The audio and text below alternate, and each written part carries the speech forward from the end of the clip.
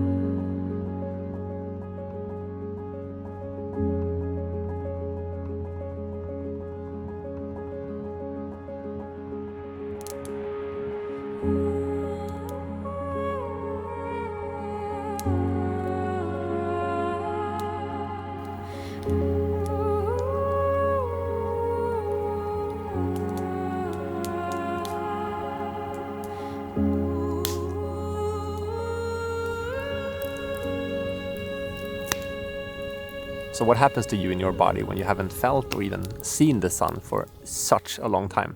There's no light pollution out here at all. There's no cars, there's no city lights or noises at all. It's just me and the complete darkness. So I remember one of my best memories from when I moved here was, it was December, a very cold evening I remember. And I was just going outside to brush my teeth. We don't have any running water here or no bathroom or anything, so every kind of bathroom related thing has to be outside. So I just stepped outside. It was maybe 11 in the evening or something, and I stepped outside to brush my teeth. I'm just standing there brushing my teeth, minding my own business, and then for some reason I just looked up. And I remember seeing this incredible sky that I've never seen before.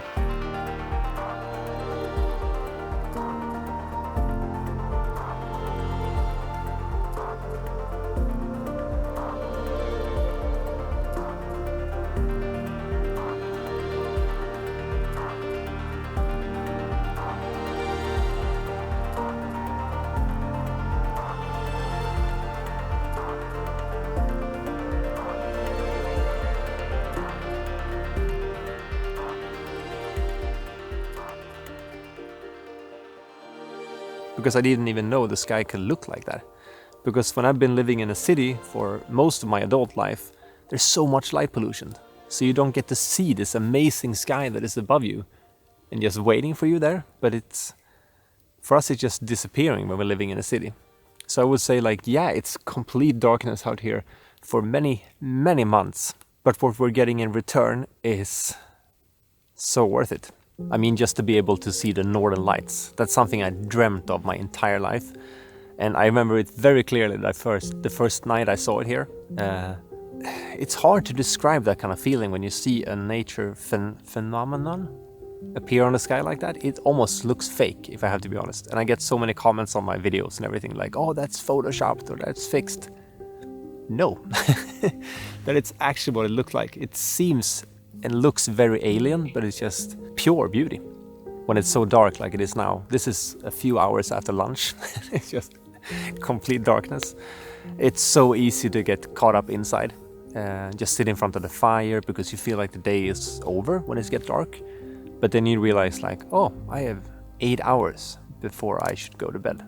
It's kind of tricky because even though I lived up here now for a few years, my mind still isn't really used to it. It's the same thing in the summer, because then it's the complete opposite. Then the sun never sets, actually. Then it's complete daylight all hours of 24 hours a day. And that's also weird for the brain to understand. Should I go to bed? It's daylight, but should I? Yeah, it can get really confusing, and it's the same thing now. A few hours after lunch, and it's just pitch black and my mind is telling me to go to bed or rest or do something very chill. But what I like to do is actually to put on my headlamp and then just head out into the forest, especially when it's this much snow, because even though you walk in a forest that you're really familiar to, getting to experience a forest in complete darkness, just see a few meters ahead and around you, like because of the headlamp, it's such an adventure, because you get to see and hear things that you don't normally do during the day, because you can't see anything almost, and then you pick up so many weird sounds in the forest, which can be scary, but it's a very cool experience actually. And it's also the feeling of like being in the fully presence, because when you can only see a few meters around you, that's your whole world right there and then, like nothing else exists. And that's kind of amazing feeling, because we are taking in so much impressions during a normal day, especially when we go to work or socialize or something like that, and then heading into the forest is just you, the headlamp, the snow, the forest, and that's it. Nothing else. And the best thing is actually a few times when the moon is out and just a crystal clear evening, and then the moon hits the snow and it just reflects the entire forest. So the snow actually helps a lot during these dark days. In, I would say, early November and sometimes half December even, it gets way darker because there's no snow. But when the snow arrives, it gets so much brighter. Like you can see now, I'm just sitting with a small little fireplace, and it's like the light gets so much reflected on the snow. And that's also a different experience when you're out walking in the forest, because it feels like a daylight when the moon is so bright, like a full moon, and just exposing the whole forest. It's like a daylight, but with like a blue tint to it almost. But it's not only the darkness, it's also the silence. Like the snow calms everything down. All the things that the sound normally reflects on is just disappears. So when you're standing out there in the forest in the middle of the night, it's not only complete darkness, it's also a special kind of silence. I wouldn't say it's completely quiet, because that would be lying. I've worked as a sound designer most of my years as an adult. I love sound. I really, really do. So sometimes I just head into the forest with a microphone and just stand there and listen through the headphones and see what I can hear then, because that's magical, if something. Like it's such a different, like, you can almost hear the vibrations in the air. I don't know if that sounds weird, but it's a very special experience, and it's very, very quiet, but it's still this sounds of nature. It's like the trees are crackling a bit, and you can hear some distant snow falling, and there is a calmness to it that doesn't exist during the day at all. But during these dark months in winter, I feel way more tired than normally. And I think that's because the brain is, again, tricking you a bit because it's so dark. But winter is supposed to be for resting. You're supposed to gather up energy for the summer and activities and a lot of the things that are happening then. Because it's the same thing when people were farming back then. Like you had so much activity during the summer and growing and fixing and doing a lot of stuff. And then winter was for resting and reserving. So we need to remember that as well. And I'm normally a morning person, but during winter, I'm sleeping to like 8 or something now, 8 or 9 even. And that's not normal for me at all. But we have 2 huskies that are very, very good at waking us up when they feel ready with their singing. They're very good at telling us when they're ready to get up.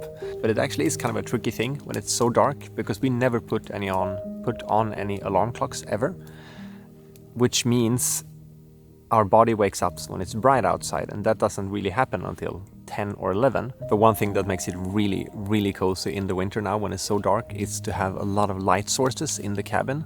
I like it when it's small lamps in corners and nooks, and just like it gets way more cozy. And we light a lot of candle lights, and we also have the fireplace, of course, that lights up the place. But having these small cozy lights, hard to explain it a bit actually, but it makes me happy. It makes me way calmer than having these very bright white bluish lights, because I think that we're sitting way too much in front of our phones and our computers.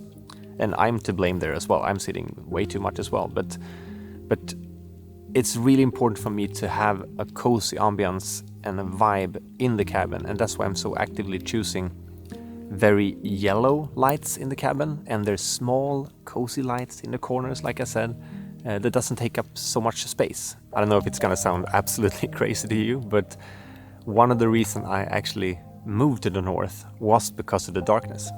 Like, I was seeking a contrast. I was so used to all the city lights, the city noise and everything, and out here it's just completely dark and completely silent.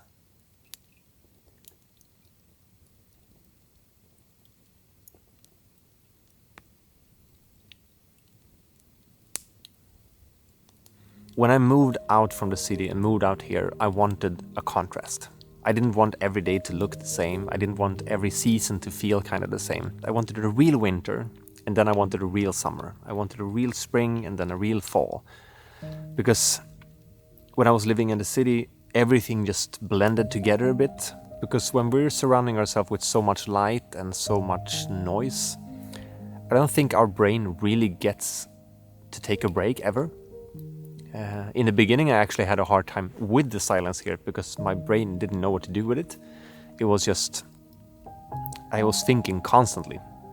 But through spending so much time out here, being cold, being in the darkness, taking ice baths, walking in the darkness in the forest, it transformed into almost like a form of meditation. Like, getting that time for yourself is so important, I think. A lot of people have also asked me if I'm afraid of the dark, and if I have to be honest, I was when I moved here.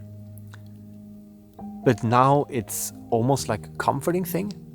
Like, the darkness is almost like a big soft blanket that just surrounds you. And I feel very, very safe here. Because up here I think you get it all. Yeah, it can be really tough to live out here. We don't have any running water, it's very simple. And it can be very tough sometimes. But I would never in my entire life change this, ever. Moving out here is the best decision I have ever made for me and my mental health and for my whole future, I would say.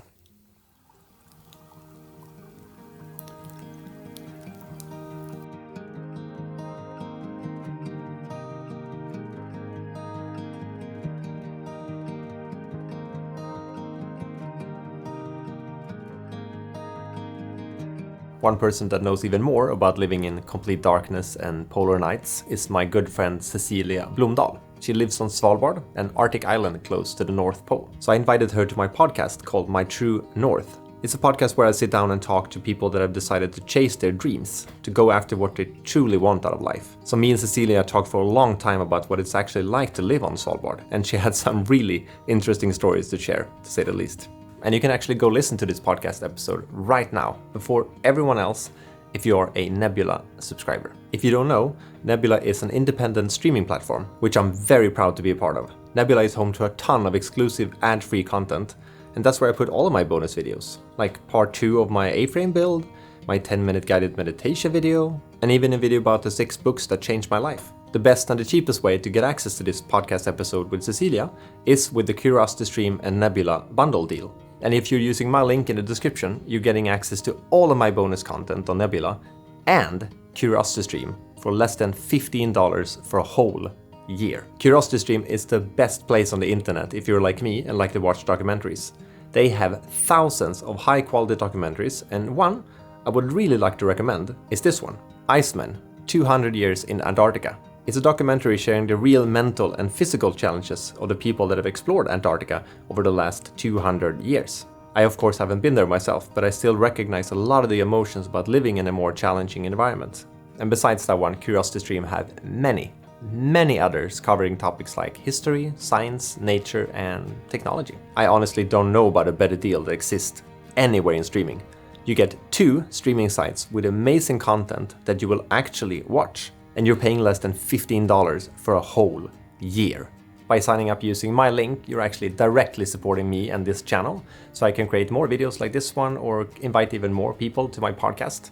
So for every person that signs up, actually makes a huge difference. So head over to curiositystream.com/Kalle Flodin and you will save 26% off the normal price. Thank you so much for watching this video, and if you liked it, please remember to like it here on YouTube as well and subscribe if you feel like it. Otherwise, I'll see you guys very soon again. Bye.